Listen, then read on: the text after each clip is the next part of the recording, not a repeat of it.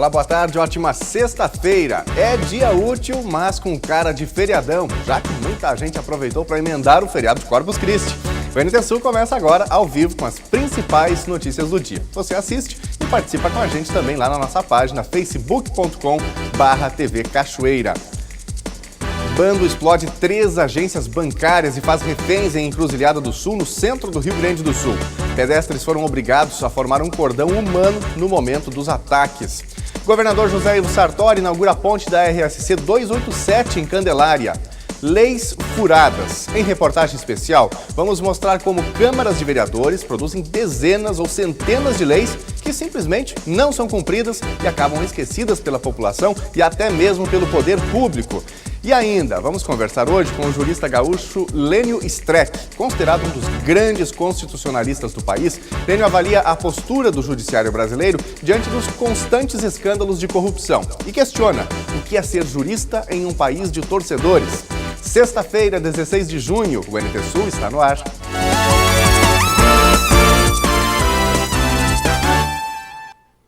Os moradores de Encruzilhada do Sul, no Vale do Rio Pardo, viveram momentos de terror na madrugada desta sexta-feira. Um grupo de pelo menos 15 criminosos explodiu 3 agências bancárias, uma do Banco do Brasil, uma do Banrisul e outra do Sicredi. Os criminosos ainda não foram capturados. Criminosos explodiram 3 agências bancárias na madrugada desta sexta-feira em Encruzilhada do Sul, no Vale do Rio Pardo. Os ataques ocorreram por volta da meia-noite. As agências do Banrisul, Sicredi e Banco do Brasil foram explodidas. Conforme a Brigada Militar, havia muitas pessoas na rua que foram obrigadas a formar um cordão humano no momento dos ataques. O assalto foi cometido por um grupo de cerca de 15 homens que estavam armados com fuzis e pistolas. Testemunhas disseram à polícia que a quadrilha efetuou vários tiros para o alto com o objetivo de intimidar a Brigada Militar. 3 veículos foram vistos na região, sendo um I-30 e um Sandero identificados, mas a polícia não descarta que a quadrilha possa ter usado outros carros. No momento da fuga, um homem e uma mulher foram levados como reféns. Eles foram liberados alguns minutos depois em uma estrada do interior do município. Os reféns não foram feridos e não houve confronto com a Brigada Militar. Ainda não há informações sobre a quantia em dinheiro levada pelos criminosos e, de acordo com informações da Brigada Militar de Rio Pardo, que prestou apoio no atendimento da ocorrência, a suspeita é que uma banana de dinamite deixada na agência do Sicredi não tenha sido detonada. Por isso, o local foi isolado e uma equipe do Grupo de Ações Táticas Especiais da Brigada Militar foi acionada. Somente após a verificação pelo GAT é que a perícia será realizada. A Brigada Militar reforçou o policiamento na região e realiza cerco aos criminosos que ainda não foram capturados. Essa é uma realidade, infelizmente, dos municípios de interior do Rio Grande do Sul. Não é o primeiro caso, não é? Há 1 ou 2 semanas a gente teve também uma situação semelhante em municípios aqui do interior do Rio Grande do Sul. Municípios normalmente com pouco policiamento, com pouca reação das forças de segurança, o que torna as ações muito simples, muito fáceis, não é? Para os bandidos que, infelizmente, terminam aterrorizando as populações, como terminou acontecendo aí na cidade de Encruzilhada do Sul, próximo aqui à Cachoeira do Sul. Agora, 12h04. A gente fala agora sobre a liberação da ponte da RSC 287 em Candelária, próximo a Novo Cabrais. A obra está sendo entregue hoje, após uma espera de mais de 130 dias. O custo do trabalho totalizou R$ 706 mil. Lena Caetano foi até Candelária e traz informações. Novo Cabrais está em evidência nesta manhã de sexta-feira, quando o governador José Ivo Sartori inaugura o trevo de acesso à cidade e também a liberação oficial da ponte da RSC 287, que liga Novo Cabrais à Candelária. Comigo, o prefeito Sérgio Gnatti, que nesta manhã vai fazer, ou neste dia, vai fazer um pedido especial ao governador, né, o prefeito? Bom dia. Nós esperamos ser recebidos pelo governador do estado. Nós já havíamos tentado 4 audiências com o governador do estado, mas até agora nós não fomos atendidos. Mas, como fiquei sabendo que aqui ele estaria hoje pela manhã fazendo essas inaugurações, a minha comitiva veio para que nós possamos trocar uma ideia com ele sobre a questão das portarias que tanto está afligindo os cachoeirenses na questão dos fatiados, na questão dos açougues, na questão das carnes e também dos processos de hortifrutigranjeiros. Esperamos que o governador do estado seja sensível e nos aumente ou nos dê um prazo para que a gente se adeque para as novas regras. Nós estaremos acompanhando todos os fatos, todos os eventos, para que você, telespectador do NTSul, fique bem informado. Reportagem completa na edição de segunda-feira. Fique ligado, Daniel. Obrigado, Lena, pelas informações. E realmente o governador chegou um pouquinho mais de 11 horas da manhã para este evento. A gente, à tarde, já traz informações atualizadas nas nossas redes sociais, no site novotempo.com/NTSul. E na segunda-feira, aí sim, não é? Tem a cobertura completa, entrevista também com o governador sobre os assuntos importantes aqui para a região central do Rio Grande do Sul. Lena Caetano acompanha. E a gente espera que o prefeito consiga se encontrar com o governador, como a gente mostrou aí na reportagem. Bom, a gente vai ver agora um problema que provavelmente você que anda de carro em Porto Alegre, que vai do interior para a capital, ou mesmo quem mora na cidade, sente na pele no dia a dia: estacionamento. A capital gaúcha possui cerca de 200 parquímetros, que oferecem mais de 4 mil vagas em diferentes regiões da capital. Mas o número de equipamentos defeituosos prejudica o serviço e deixa muitos motoristas descontentes. A falta de fiscalização em áreas azuis também tem sido um prato cheio para a atuação irregular de flanelinhas. E essa relação nem sempre é pacífica. Nesta área azul do viaduto da Avenida José de Alencar, uma das mais movimentadas da capital, o parquímetro estava estragado. Fiscais da EPTC direcionavam os condutores ao equipamento mais próximo do outro lado da rua. Só que o aparelho também estava com problema, pois não aceitava qualquer tipo de moeda. A situação causou indignação. Não aceita qualquer moeda. É uma pouca vergonha. A máquina está estragada, eu estou com dinheiro para pagar e eles disseram que se eu não deixar, eu quero deixar o dinheiro para ele ou qualquer coisa, eu vou ser autuado e o meu carro guinchado. Na área azul da Rua Grão-Pará com a Rua Costa, no bairro Menino Deus, os parquímetros estavam funcionando. Mas no local, guardadores de carro cobravam pelo serviço. A conduta é ilegal. Muitos motoristas sabem disso, mas pagam por medo. Já aconteceu de tu ter que pagar o parquímetro e ainda ter que pagar pro flanelinha? Sim, normal. Tu acha normal? Infelizmente é normal. E se tu não pagar para eles, o teu carro ganha um ok. Tu tem que dar, porque senão daqui a pouco teu carro parece arranhado, né? Então o prejuízo é muito maior, né? Ou seja, pagar 2 vezes. Tem que pagar 2 vezes. Então tem que dar um troco para eles, senão eles dão um jeito de arranhar teu carro. A tarifa mínima para estacionar em área azul é R$1 para 30 minutos de uso. 1 hora custa R$2. O valor para 1h30 é R$3. A tarifa máxima de 2 horas custa R$4. As vagas estão distribuídas em bairros como Azenha, Menino Deus, Moinhos de Vento, Bonfim, Petrópolis, Tristeza, Floresta e Centro Histórico. É um problema, né? Cachoeira do Sul não tem parquímetros, mas os flanelinhas estão espalhados por praticamente todos os pontos da cidade, que exige aí alguma ação também por parte do poder público. Bom, é hora da previsão do tempo. No Rio Grande do Sul tem hoje um belo dia de sol, pelo menos começou assim, né? Vamos ver se seguirá assim no fim de semana.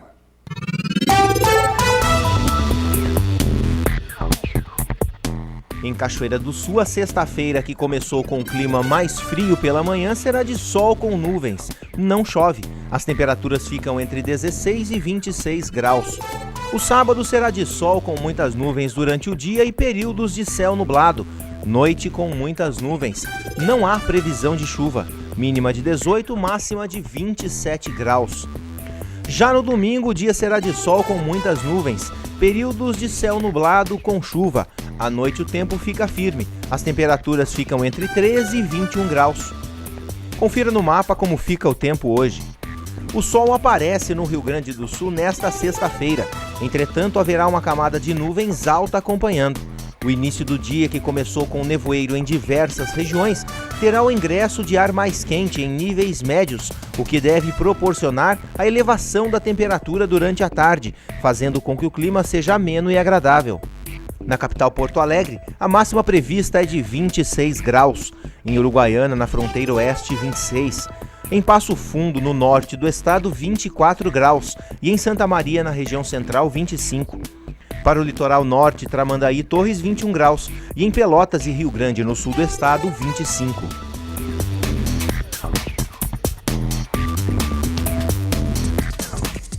O NTSul faz uma rápida pausa para o intervalo e, a seguir, Receita Federal libera recursos do primeiro lote de restituições do imposto de renda. Leis furadas. Em reportagem especial, vamos mostrar como câmaras de vereadores produzem dezenas ou centenas de leis que simplesmente não são cumpridas e acabam esquecidas pela população e até mesmo pelo poder público. No quadro Minha Cidade, você vai ver como Cachoeira do Sul saiu na frente no processo de canalização da água em 1921. O NT Sul volta já.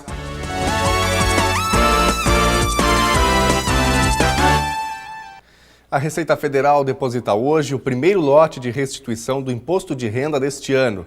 Segundo a Receita, a restituição será feita para cerca de 1.600.000 contribuintes, totalizando mais de 3 bilhões de reais. Neste primeiro lote estão contribuintes com prioridade, como idosos e pessoas com alguma deficiência física, mental ou moléstia grave.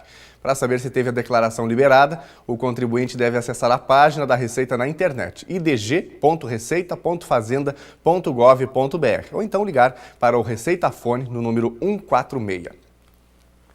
Militares do 3º Batalhão de Engenharia e Combate de Cachoeira do Sul iniciam na segunda-feira a coleta de donativos para a edição anual da sua campanha do agasalho.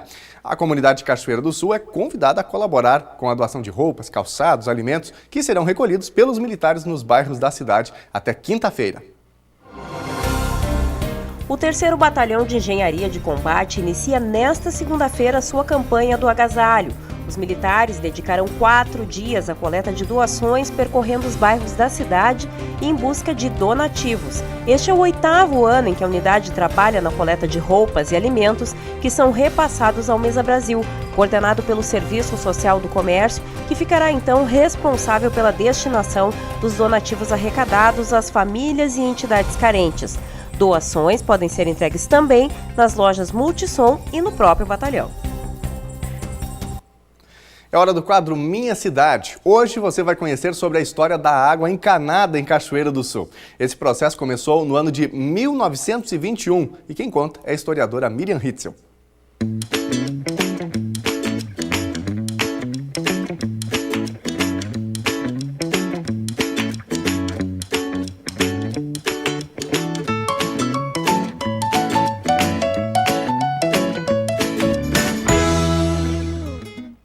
No Minha Cidade de hoje, você vai conhecer um espaço que lançou cachoeira no século XX. Cachoeira adentrou definitivamente no século XX porque adotou uma medida excepcional lá para o ano de 1921. Naquele ano, Cachoeira teve acesso à água encanada. Você já pensou por que água encanada? Antes de 1921, como a água chegava até as residências de Cachoeira? Chegava através dos pipeiros, que eram pessoas que vendiam água em pipas, por isso o nome pipeiros. Esta água chegava conforme a necessidade do freguês na sua casa, e a água não custava barato. E a forma como ela era recolhida no Rio Jacuí, nos açudes ou até nas valas e nas sangas que existiam na cidade, não garantiam que ela fosse salubre, não garantiam a sua qualidade. Com a água encanada, esta história se modificou e por isso Cachoeira entrou no século XX, porque finalmente ela começou a investir em saneamento básico. O saneamento básico é responsável pelo ingresso na modernidade e o século XX já exigia isso das grandes cidades. No dia 20 de setembro de 1921, o intendente de Cachoeira, Dr. Aníbal Loureiro, inaugurou este espaço. Este local, que ficava assentado na antiga Praça Itororó, que na verdade tem um porquê de se chamar Itororó, porque Itororó em Tupi-Guarani quer dizer pequena cachoeira. E deste local aqui, a população conseguia avistar as cachoeiras que embaraçavam o leito do Rio Jacuí. Então, muito apropriado o nome desse local. Todo esse espaço aqui, próximo da hidráulica, do Hospital de Caridade e do próprio Cemitério das Irmandades, constituíam então uma parte desta Praça Itororó, que também se chamou uma época Praça São João. Então, apropriadamente, Praça Itororó abrigou a primeira hidráulica. No dia, então, 20 de setembro de 1921, a cidade se engalanou, se enfeitou e veio inaugurar este espaço.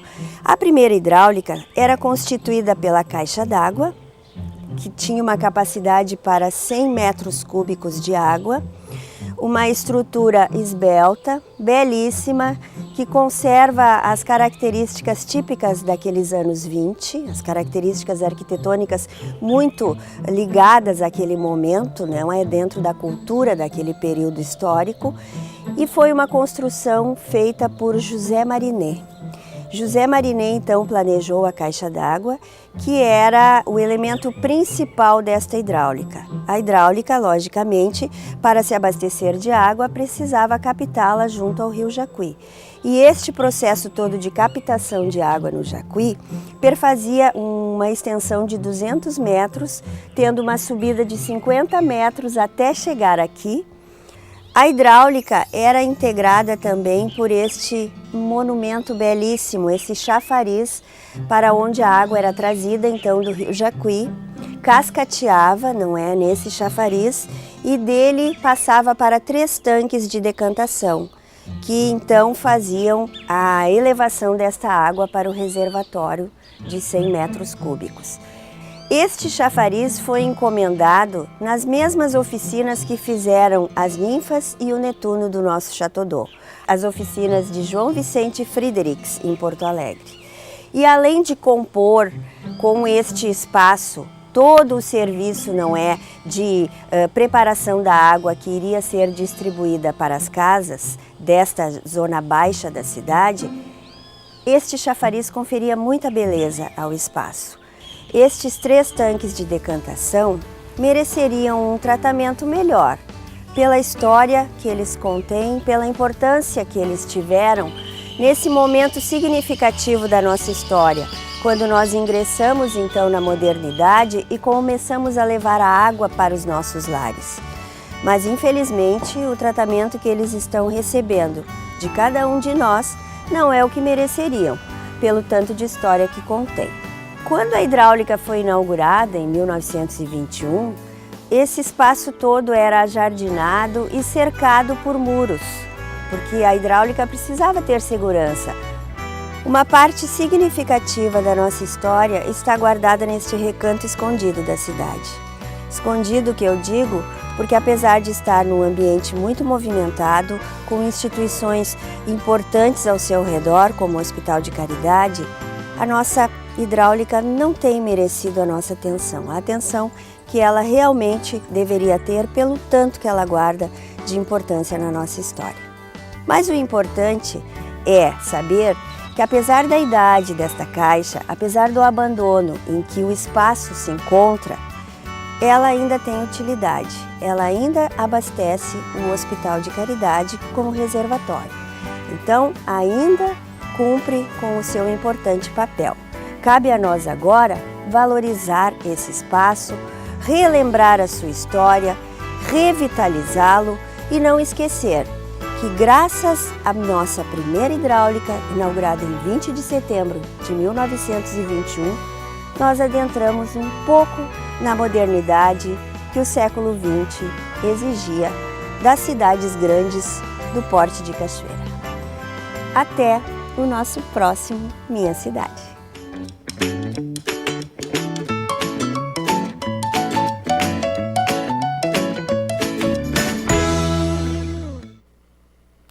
O Brasil é um país gerador de muitas leis, mas tem dificuldades para fazer cumprir decisões aprovadas e sancionadas. São códigos, estatutos, decretos-leis, medidas provisórias específicas, são leis e mais leis. Só que isso não ocorre só na esfera federal. Nos municípios, as câmaras de vereadores são verdadeiras fábricas de leis. Mas será que as decisões são respeitadas? Veja na reportagem especial de João Paulo Ferreira. Você já parou para pensar na quantidade de leis que existem no nosso país e que cercam o nosso dia a dia? E sabia que a Lei 4.096, de 21 de novembro de 2011, regulamenta o serviço de guardadores de veículos, os chamados flanelinhas aqui em Cachoeira do Sul? A Câmara, o Parlamento, é a casa das leis. Bom, ali que se originam as leis. As leis acontecem pelas necessidades da sociedade. A comunidade reclama de algumas coisas, da fiscalização que falta em alguns determinados setores. E o que tem que fazer? Não adianta só fazer pedido de providência, indicar o prefeito que faça a fiscalização.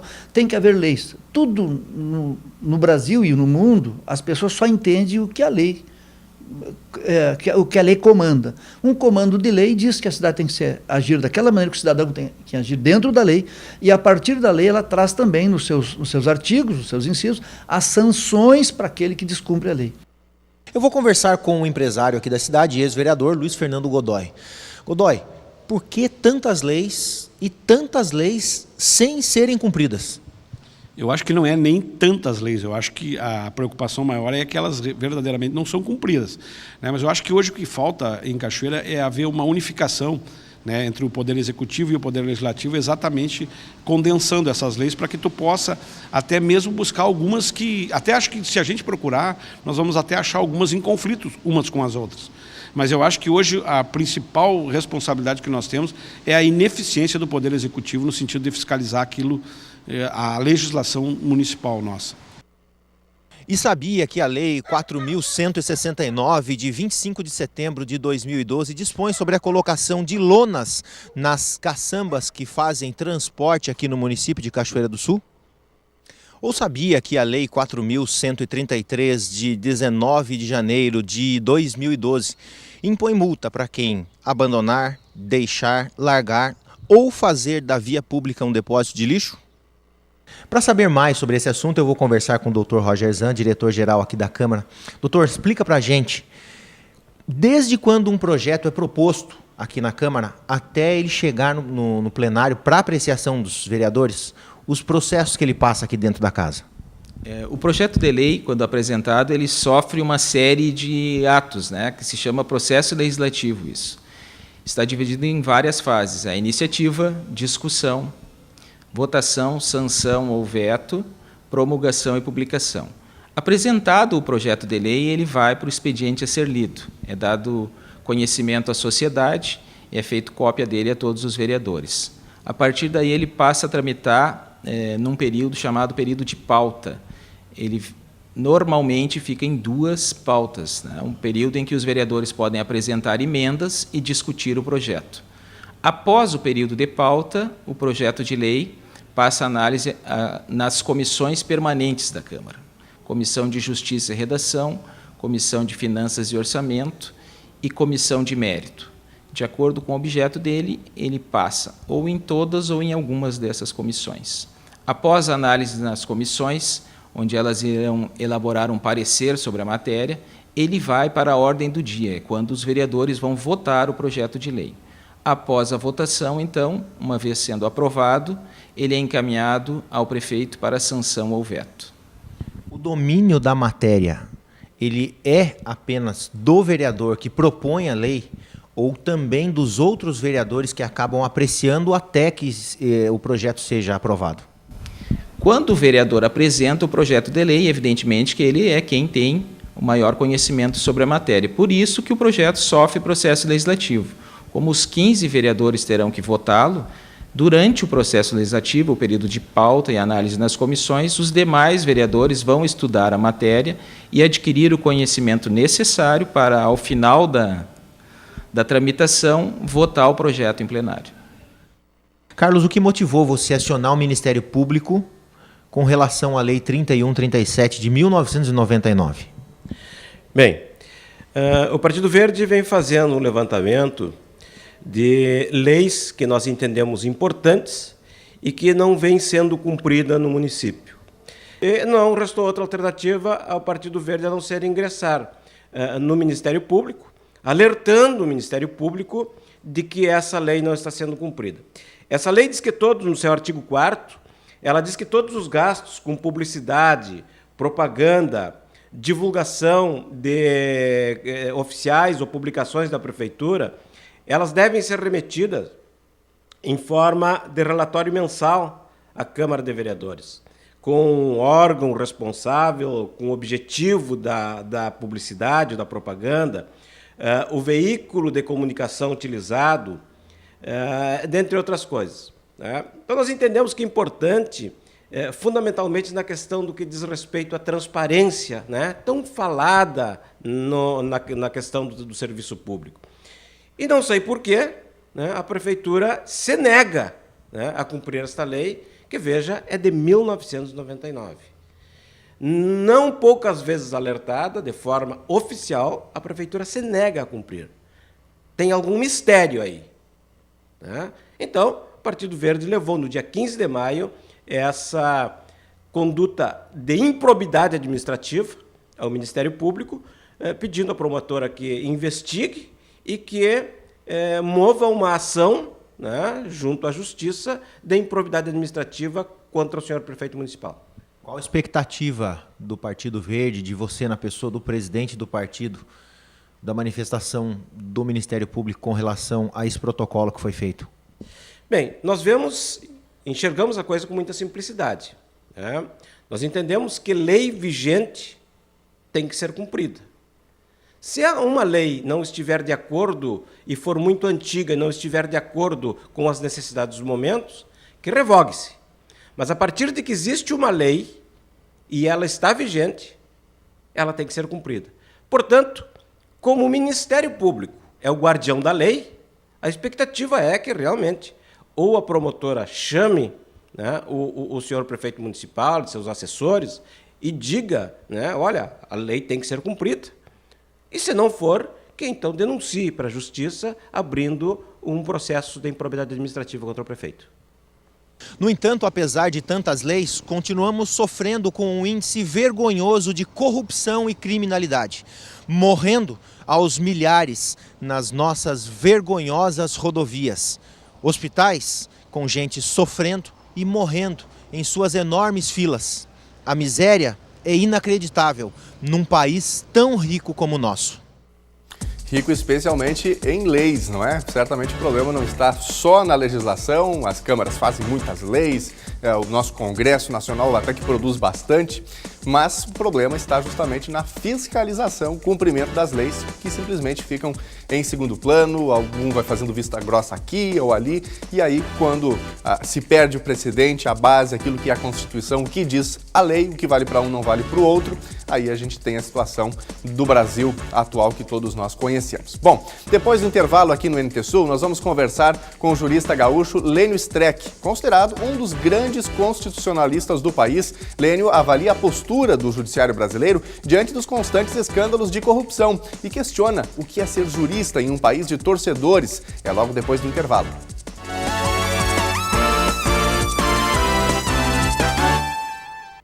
O NT Sul já está de volta. Uma ótima tarde para você que ligou a sua TV agora ou já estava acompanhando o nosso telejornal. A gente fala agora sobre direito e recebemos aqui no estúdio do NT Sul Lênio Streck, jurista, advogado, mestre e doutor em Direito pela Universidade Federal de Santa Catarina, pós-doutor pela Universidade de Lisboa, professor titular da Unicinos, universidade que fica em São Leopoldo, enfim, na grande Porto Alegre, atuação muito forte, presidente de honra do Instituto de Hermenêutica Jurídica, também considerado um dos principais constitucionalistas do país. Professor, boa tarde, obrigado pela presença com a gente. Então, satisfação de estar aqui em Cachoeira do Sul, né? Eu sou natural de Cachoeira do Sul, né? Quando eu nasci... É da terra. Sim, ainda era Cachoeira do Sul, Quando Agudo? eu nasci, Agudo ainda pertencia a Cachoeira do Sul e eu tenho um querido amigo aqui, o Washington Rode, que é meu compadre, e que tenho muito gosto de vir a Cachoeira. Prazer recebê-lo. E para participar dessa entrevista, Thelma Tomás, jornalista, produtora do NT Sul. Boa tarde, Thelma. Boa tarde ao pessoal que nos acompanha em casa.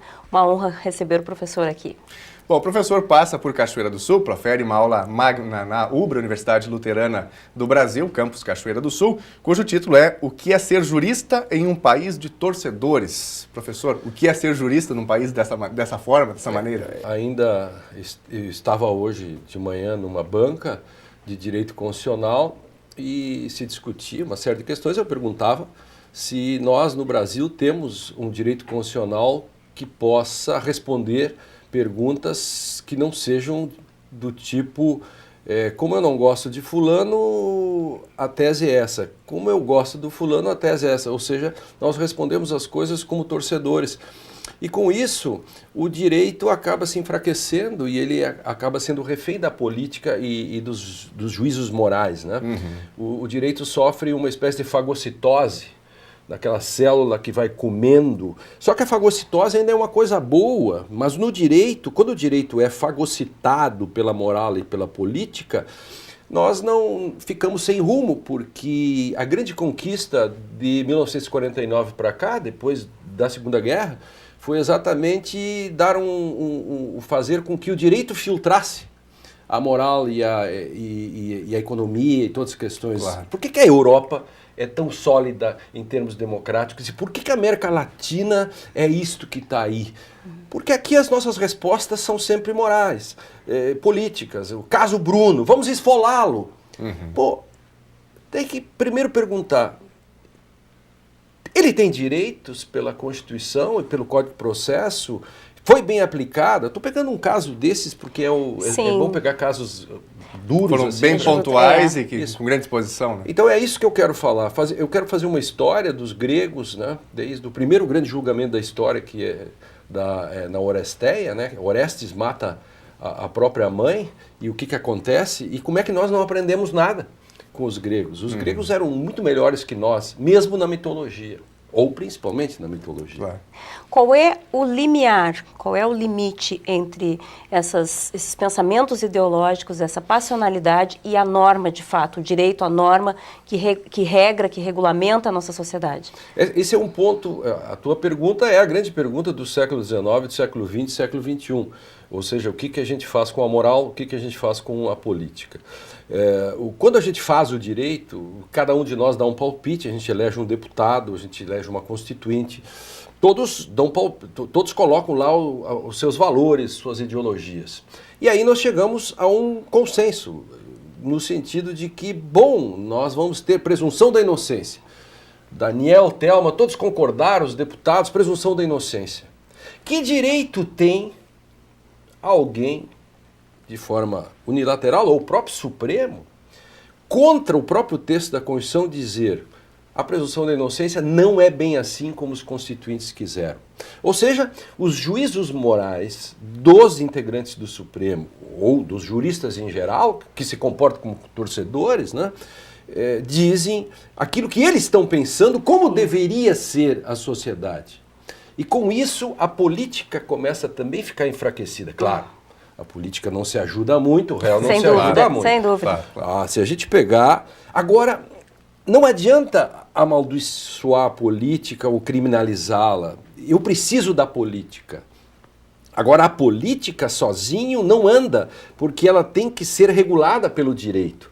Agora, essa é a grande discussão contemporânea. O direito, quando é feito, ele é prenhe de moral, política, ideologia. No momento em que ele é aplicado depois que ele está posto, ele é interpretável. Mas o que não se pode fazer é se substituir ao constituinte ou ao legislador. Os juízes e promotores, os ministros, eles não têm esse direito. Eles podem dizer, essa lei é inconstitucional, claro. Se a Constituição diz X e a lei diz Y, vale a lei. Agora, se a Constituição diz X e alguém diz, ela nem X diz, como assim?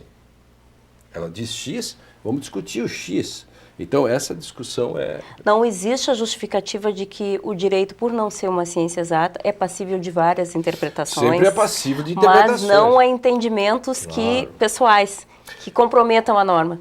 Bate um coração no peito do juiz. O juiz não é um alface. O ministro supremo não é um alface. Ele tem um coração que uns batem mais ligeiro, outros batem mais devagar, fazem sístoles e diástoles. Eles têm sentimentos. Aleluia, tudo bem. Agora, então, se ele tem sentimentos, e tem, não quer dizer que ele possa se substituir ao legislador. Agora, ele não é uma alface, ele não é mecanicamente um escravo da lei. Então, há um espaço de interpretação, mas esse espaço de interpretação não vai além daquilo que, por exemplo, os limites da Constituição estabelecem. E esse é um ponto que a comunidade jurídica vai levar muito tempo ainda. Isso não quer dizer, para quem assiste que é do direito, eu não gosto muito de usar essa palavra, isso não quer dizer que nós tenhamos possibilidade de retornar ao século XIX, em que o juiz era proibido de interpretar. Longe disso. Agora, nem o juiz é escravo da lei, e nem ele é o seu dono. E quando ele é escravo, é ruim. Dono, pior ainda. Agora, o que é pior, ser escravo ou dono da lei? É nesse fio da navalha que a gente procura, sabe quem? O Hermes da mitologia. Hermes era um semideus que fazia a intermediação da linguagem dos deuses com o comum dos mortais. Hermes ficou poderoso, porque chegava a dizer dos deuses, contava para Telma, para Lênin, para todo mundo o que os deuses queriam dizer. Mas nunca se soube o que os deuses disseram. Sim. Sempre se soube só o que Hermes disse que os deuses disseram. Então, qual é o busilis aí, a gente controlar Hermes? Qual é a tarefa do direito? Qual é a minha tarefa como constitucionalista aqui, prego isso pelo mundo todo, faço isso no meu programa Direito e Literatura, eu faço TV, eu estou toda semana no ar, em todo o Brasil, no programa Direito e Literatura da TV Justiça, né? Quem liga no cabo vai me ver lá 3 vezes por semana. A tarefa é salvar o direito. Então, quando eu digo tudo isso, não é contra ninguém.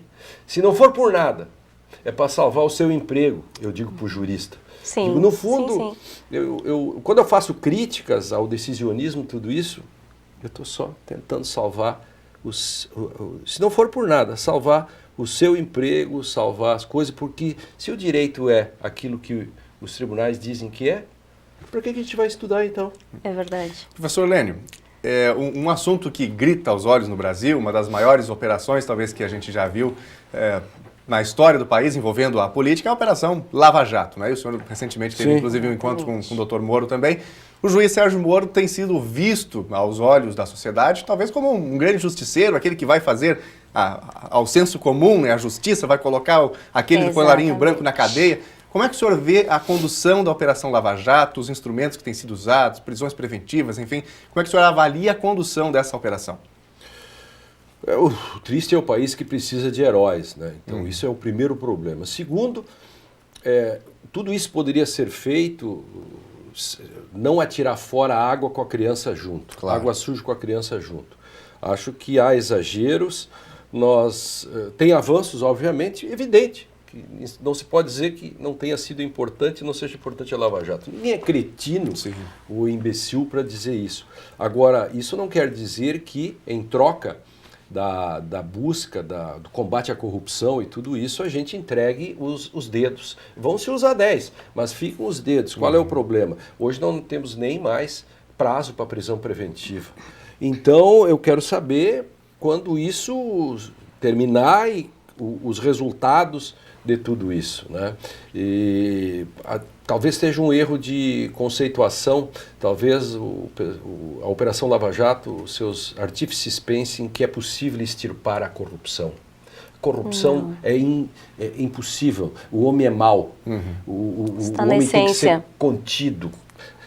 A corrupção, você não atinge a essência dela, você tem que combater os corruptos.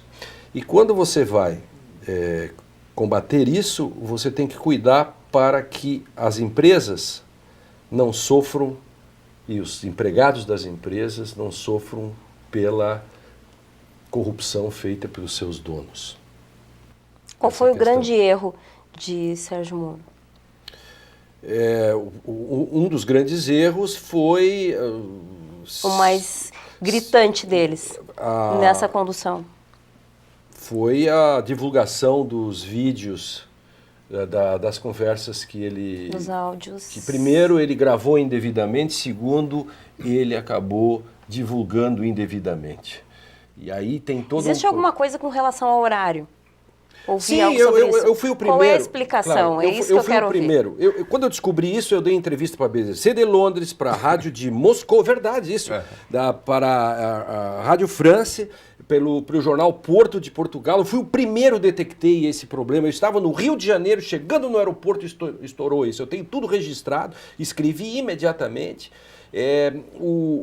Quando o Sérgio Moro mandou parar as interceptações, houve um problema de comunicação e acho que o rapaz da polícia foi almoçar, alguma coisa assim, deixou o estagiário não se deu conta, aliás, o estagiário sobrou sempre... Sempre sobra para o estagiário. Sempre, e não fizeram. E nesse meio tempo é que houve o telefonema. Só que isto tudo foi reportado pelo delegado. Então, o Sérgio Moro sabia e ele deveria pegar aquilo e, como diz a lei, extirpar. Tira fora, porque, primeiro, A presidente não estava sendo investigada. E, aliás, ela era presidente da República. Sim. Aí, quando deu essa divulgação, é que aconteceu isso. Isso, para mim, foi um dos grandes erros e é um precedente muito perigoso. E gente que, na época, não se importou com isso e foi criticado por mim, o ministro Gilmar Mendes, na época, ele disse, não há problema nenhum. Pau que bate em Chico, bate em Francisco. Logo depois aconteceu. Isso é que nem prova ilícita. Eu disse, a prova foi ilícita contra a presidente, esse uso da prova é ilícita. Agora eu também disse, porque eu sou um constitucionalista, não sou um torcedor, que a prova contra o Temer é ilícita. Temer passou por uma armadilha, fizeram uma armadilha com ele e um flagrante preparado. No primeiro ano da minha faculdade, eu aprendi o que é um flagrante preparado, sem considerar o problema da incompetência ratione loci, que é a incompetência da questão do local, da ratione materia, que o relator não era o relator da Lava Jato. O ministro Fachin era o relator da Lava Jato, mas não da JBS. JBS devia ter sido distribuído. Então, essa sucessão de erros técnicos são sempre ruins para a democracia. Eu espero que, passando tudo no liquidificador, o caldo final seja bom. Porque eu sou passageiro do avião. Nunca torço contra o piloto. Pode escrever. Se o avião cair, caímos todos. Sou torcedor, inclusive, do Sérgio Moro. Sou torcedor do Temer, sou torcedor do Lula, sou torcedor de todos eles. Porque eu nunca torço contra o piloto do avião. Mas essa sucessão de erros, já elencadas algumas aí, comprometem o desfecho final. Tem como reverter isso? Esse último julgamento, o TSE, 50% do PT, por exemplo, da esquerda, ficou na dúvida se torcia pela cassação ou se torcia pela absolvição. Então, e os outros 50%, então ficou assim dividido. E os 50% que acabaram torcendo para que o Temer fosse cassado, e mesmo que isso custasse a chapa com a Dilma, a chapa inteira, os direitos políticos. E pior, custasse até mesmo o registro, porque o que os petistas esqueceram é que se caça a chapa, PMDB e PT seriam caçados como partidos também, corriam esse risco. Aí o que acontece? Claro, agora vem um grupo que quer o impeachment do ministro Gilmar Mendes, que são questões que não se formam, são simplesmente lances políticos e que eu aceito esse jogo no campo da política. Agora, se você me disser, mas essa é uma questão jurídica, eu digo, mostre-me os dados. Como questão política, o ex-procurador-geral da República faz uma coletiva, vamos empichar o ministro Gilmar Mendes. Como lance político, genial. Agora, em termos jurídicos, frágil, muito frágil. Professor, quando a gente olhar para trás daqui a 15 anos, quando a gente lembrar lá de 2017, 2016, à luz do direito, o que nós vamos ver na história, esse momento de turbulência, da presidente que caiu, do vice que quase caiu, foi cambaleando talvez até o fim do mandato, Operação Lava Jato. O que teremos aprendido com todo esse período? Eu espero que a comunidade jurídica, né, de onde se assenta, digamos, a questão da diferenciação, né, entre o palpite e a opinião, e eu respeito profundamente que a imprensa e todos façam suas avaliações e digam mata, esfola, assim não dá mais, essas coisas assim que são normais. Eu só não admito que alguém, como professor, porque o advogado faz agir estratégico, defendendo seu cliente, mas quando ele não está defendendo um cliente e fala como jurista, ele tem a obrigação de falar de um lugar que não é o lugar do torcedor ou da política, etc. E se daqui a 15 anos nós vamos olhar para trás e vamos ter visto que não evoluímos. Nós podemos, de forma contingencial, por uma sorte da história, nos recuperar no sentido político, econômico. Mas, em termos jurídicos, nós vamos precisar muito mais do que isso. Eu penso que a comunidade jurídica não está conseguindo aprender nada disso. principalmente quando a gente vê que quando é contra o nosso adversário, a gente tem uma opinião e não lhe dá os direitos. E quando é para um amigo da gente, a gente diz, mas é evidente que essa questão passionalidade, é assim. né? Essa passionalidade, ela tem que ser suspensa pelo jurista. O jurista brasileiro se acostumou a falar aquilo que ele pensa. Eu nunca vou ao fórum pedir a opinião pessoal do juiz sobre uma causa. E nem o professor da faculdade. O professor da faculdade, quando vai falar para os alunos, por favor, esses dias eu fiz uma conferência, fui homenageado num congresso em João Pessoa, 2.600 pessoas, e o meu tema foi dizer o seguinte: eu peço desculpa para todos vocês.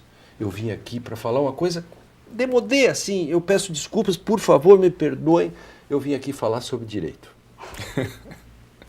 Então, vocês vão ter a pachorra de ouvir eu falar um pouco sobre direito, porque de política e moral, todas essas coisas, eu entendo pouco. Professor, uma aula magna para um dos cursos que é mais procurado aqui em Cachoeira do Sul, que é de Direito, falando sobre o que os futuros advogados, juristas, enfim, vão trabalhar, que é a base do curso. Orientação para professor e para aluno hoje. Estudar direito. Não desista, se livre da passionalidade. Qual é o caminho para que a gente possa olhar para trás daqui a 15 anos sem tanto arrependimento? Seja passional ao defender o seu cliente. Mas aí seja passional mesmo, porque você tem que defender o seu cliente. Agora, se você for juiz promotor, se você tiver, ou como jurista, professor, aí você não pode ser passional. Então, o recado não existe intelectual bronzeado. Né? Então, tem que estudar muito, e estudar direito. Direito, a faculdade é de direito. Se fosse ciência política, seria outra coisa. Aliás, ciência política a gente sai já cientista político. Eu sempre brinco com os meus amigos cientistas políticos, né? Diz assim, pô, o sujeito sai da faculdade de Direito, é bacharel. Aí sai da graduação já é cientista. Eu quero ser cientista político. Aí eu digo assim, se você quer fazer política, faça ciência política. Quer fazer sociologia? Quer fazer teologia? Quer fazer filosofia? Não que...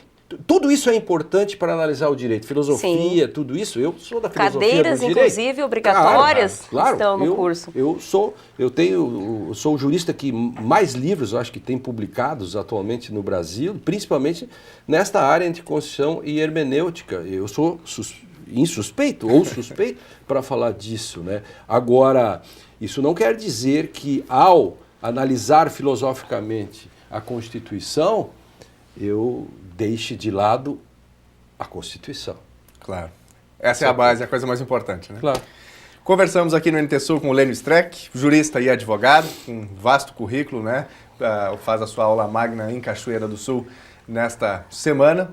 Thelma Tomaso, obrigado pela presença com a gente aqui. Obrigada, professor. Professor Lênio, tudo de bom, sucesso nas suas atividades. Obrigado, Daniel. Obrigado, Thelma.